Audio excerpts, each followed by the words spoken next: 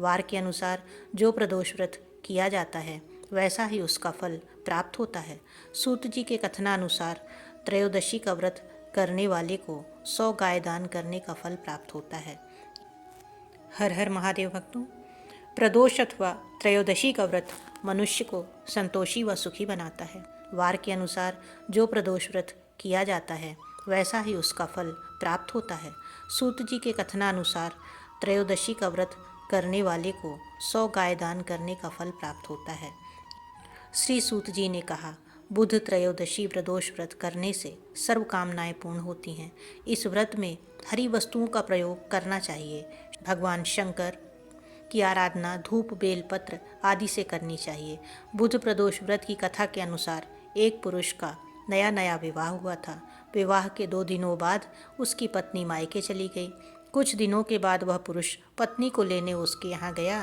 बुधवार को जब वह पत्नी के साथ लौटने लगा तो ससुराल पक्ष ने उसे रोकने का प्रयत्न किया कि विदाई के लिए बुधवार का दिन शुभ नहीं होता, लेकिन वह नहीं माना और पत्नी के साथ चल पड़ा। नगर के बाहर पहुंचने पर पत्नी को प्यास लगी। पुरुष लोटा लेकर पानी की तलाश में चल पड़ा। पत्नी एक पेड़ के नीचे बैठ गई। थोड़ी देर बाद पुरुष पानी लेकर वापस लौटा। तब उसने देखा कि उसकी पत्नी किसी के साथ हंस हंस कर बातें कर रही है और उसके लोटे से पानी पी रही है। उसको क्रोध आ गया। वह निकट पहुंचा तो उसके आश्चर्य का कोई ठिकाना न रहा, क्योंकि उस आदमी की सूरत उसी की भांति थी। पत्नी भी सोच में पड़ गई। दोनों पुरुष झगड़ने लगे। भीड़ इकट्ठी हो गई। सिपाही आ गए। हमशक्ल आदमियों को देखकर वे भी आश्चर्य में पड़ गए। उन्होंने स्त्री से पूछा, उसका पति कौन है? वह भी सोच में पड़ गई। तब वह पुरुष भगवान शंकर से प्रार्थना करने लगा कि हे भगवान, हमारी रक्षा करें। मुझसे बड़ी भूल हुई कि मैंने सास ससुर की बात नहीं मानी और बुधवार को पत्नी को विदा करा लिया। मैं भविष्य में ऐसा कदापि नहीं करूँगा। जैसे ही उसकी प्रार्थना पूरी हुई, दूसरा पुरुष अंतर्ध्यान हो गया।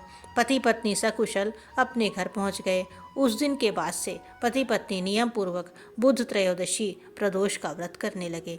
अतः बुध त्रयोदशी व्रत हर मनुष्य को करना चाहिए। महादेव की कृपा बनी रहती है, कष्टों का निवारण होता है। इसी के साथ हम आपसे आज विदा लेते हैं और आगे भी इस तरह की पौराणिक एवं धार्मिक कथाओं को सुनने के लिए चैनल को लाइक एवं सब्सक्राइब अवश्य करें।